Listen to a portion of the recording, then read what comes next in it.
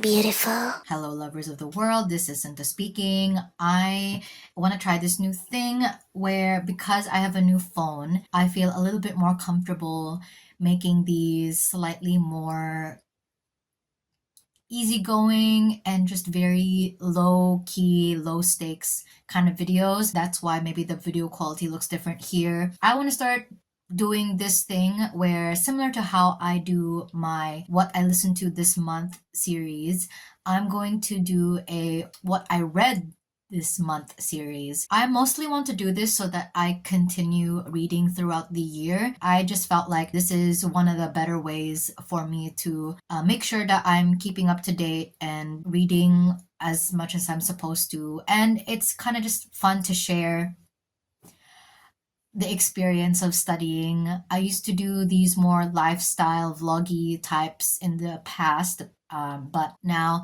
I'm going to restart them. So for this very first episode, I'm just going to also share what I read last month. So I'm just gonna quickly go over all of the stuff that I've read. Some of them I have made videos before, and others I will do so in the future. It's just that I kind of hold my notes. So even if I read something like now, don't be surprised if I don't talk about it until like several months later. In November, I read a lot of Miss Marple books because I kind of wanted to ease myself back into reading Hercule Poirot again, but I also didn't want to take it too seriously, so I read Miss Marple instead. And you can see the video that I made for that binge reading session, a binge reading part.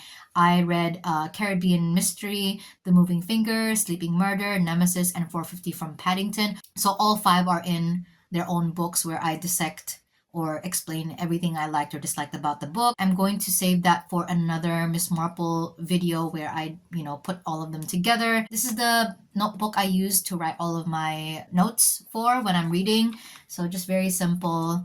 I decorate it at the front.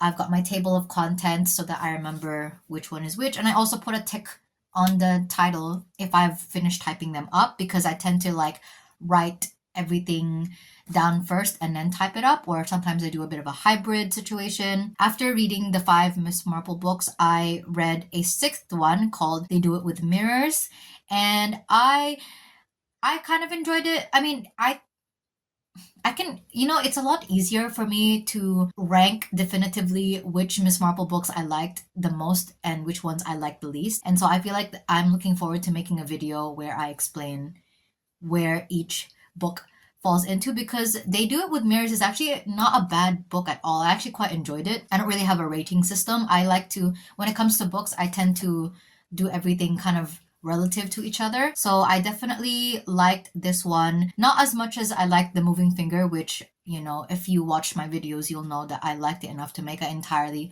separate video just on that one book. It's like, I would say it's in between The Moving Finger and 450 from Paddington, like somewhere in between there. And then I read Lord Edgware Dies, which I knew the usual case where I already knew who the culprit was. And what's interesting is that this actually reminded me a lot of Peril at End House, and the wheels in my brain were just turning again. So it made me realize I want to make a video about Lord Edgware Dies, Peril at End House, and Death in the Nile. If you go back to my original review of Peril at End House, I enjoyed it a decent amount, but there wasn't really anything that stood out to me in particular. I really like the plot actually, but after reading Lord Edgware Dies, it makes me want to revisit it, and because I just find so many parallels almost to, because I'm doing this thing where I'm trying to read the Hercule Poirot books as chronologically in order as I possibly can. In the beginning of this project, I kind of just picked up whatever books at random. So now I'm kind of just trying to retroactively read from start to finish, basically. I have a copy of The Big Four, which, as you can see, I've started. I'll talk about that in a second. But I didn't want to read this because I knew how racist this was gonna be. So I kind of kept putting it off, but I still wanted to read an Agatha Christie book. And so I decided to read Postern of Fate. Holy smokes, guys. That book sucked. Oh my god. I I was literally speechless by how awful that book was. Whoa. Goodness grief, I really hated it. It was like the most, I literally felt like it was a waste of my time. I hated it. And then I realized that I haven't read a Agatha Christie short story in a while. So I went back to Miss Marple and I read Miss Marple's Final Cases, which, if you don't know, is just a compilation of her short stories from over the years. It's nothing like 13 Problems, which I think is still a collection of short stories, but they have like a narrative that binds all of it together. But this one is just like very distinct short stories. And some of them I enjoyed, and I'm gonna put that in a future Miss Marple video in the future. I had to stop putting this off. I finally started reading it, and as you can see, I have not made it very far, even though this is such a tiny book. I am struggling with this. I really don't like reading this. I'm so annoyed that I have to read this, try and finish as much of this as I can. So aside from the fact that I'm not enjoying myself. The other reason why I am not on top of it with this book is because, one, I'm getting really easily distracted by reading other fanfic, but also two, I am going to a reading group tomorrow, a reading group meeting tomorrow, and we are going to discuss Capital Volume 1 by Karl Marx. And when I read the email with the details on it, for some reason my brain thought that it said Communist Manifesto, and I was like, perfect, I have a copy of that in my bookshelf. And then I realized, no, that's a completely different book, and thankfully it's in the public domain, so I think I started like skimming through it maybe 2 or 3 days ago. Wow, the language is just really hard. I am struggling with it low key. So I thought maybe, oh, there's a lot of audio books available for this book. So I thought I'd go for that instead, and I still am struggling to keep up. I genuinely think it's just like the language. So I'm looking forward to what tomorrow will bring. I'm hoping that whatever people say in the meeting will illuminate help me understand or wrap my head around this big text. Before that, I'm going to try and finish this. The next time you'll see me will be towards the end of the month. Okay, so it is the 25th of December now, so I'm going to call it here. I don't know whether I'll be able to read anything until January, just because I'm trying to finish up a lot of scripts before I go on a trip to Wellington in January 9. So I'm just gonna quickly wrap up this video and edit it. I read The Big Four. This was such a crazy book.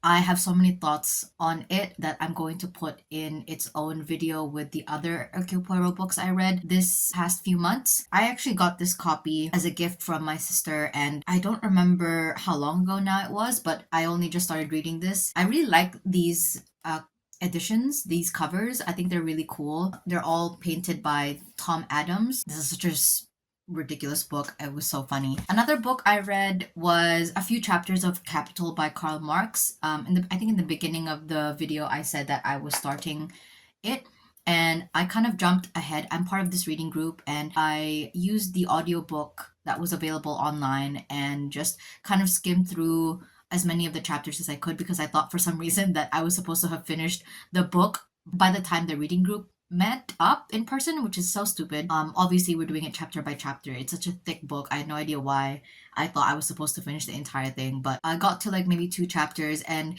honestly it's a struggle for me to wrap my head around, and I am really lucky that I have a reading. I wouldn't have picked it up if it wasn't for a reading group that I joined. I always find that it's so much easier for me to learn from like people talking, or just being surrounded by other people's ideas already helps me kind of digest the bigger, more abstract concepts prevalent in the book. So that was cool. I won't be able to attend the next reading group session because I will be away out of the city, but I'm gonna try and keep up with it as much as I can. But it is a really tough read for me. A lot of the academic texts I do read, they tend to be stuff that's like up to date, or at the very least like written at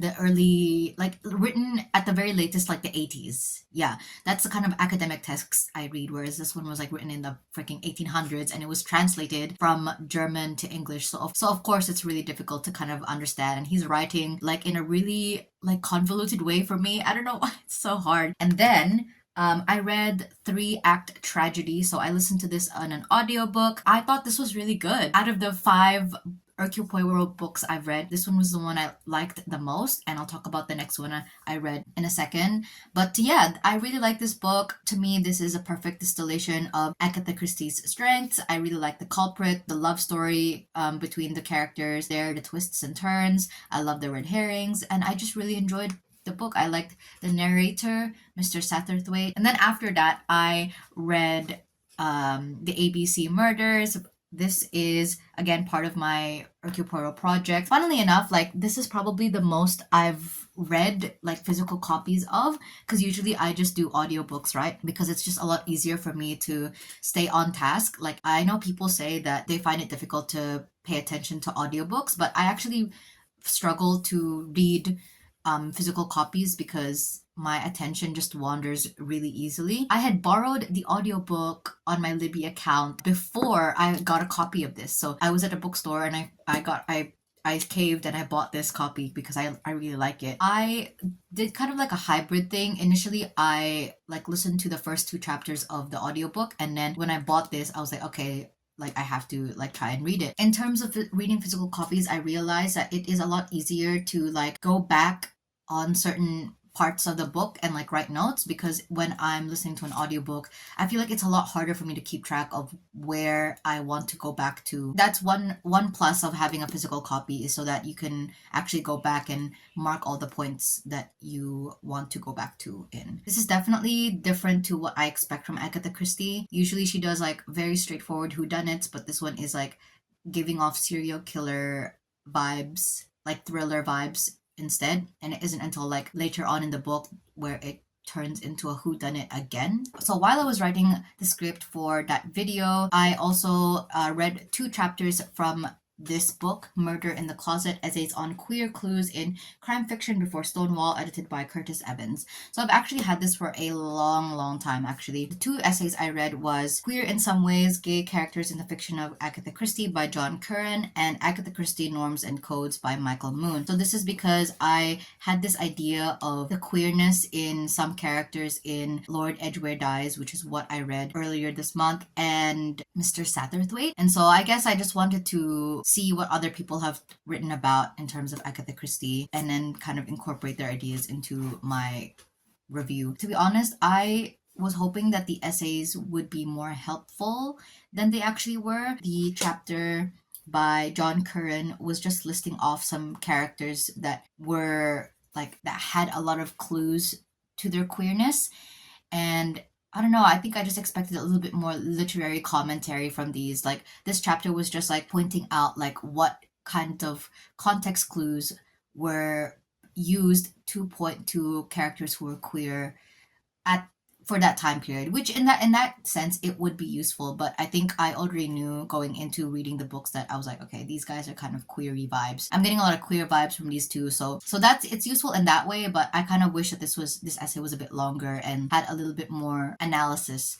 And then the second chapter I read by Michael Moon was a little bit more helpful, because one of Agatha Christie's books, NRM, and that one I haven't read yet. At the end of the day, the chapter is mostly about how a lot of people have already been looking at Agatha Christie through a queer lens for a long time, like pointing to the fact that, you know, both Hercule Poirot and Miss Marple kind of give off some queer vibes. Like Poirot doesn't have any romantic interests, and the fact that he like spends a lot of time with Captain Hastings is already kind of like, what's up with that? There's this section here where the author is like, who's like insinuating that Agatha Christie only married off Captain Hastings so that people wouldn't get the wrong ideas about Hercule Poirot and Hastings. And then with Miss Marple kind of being an old spinster, even though she's quite feminine, classic old typical lady, there's a way that she breaks conventions that people definitely picked up on over the years. I also really like the ending of this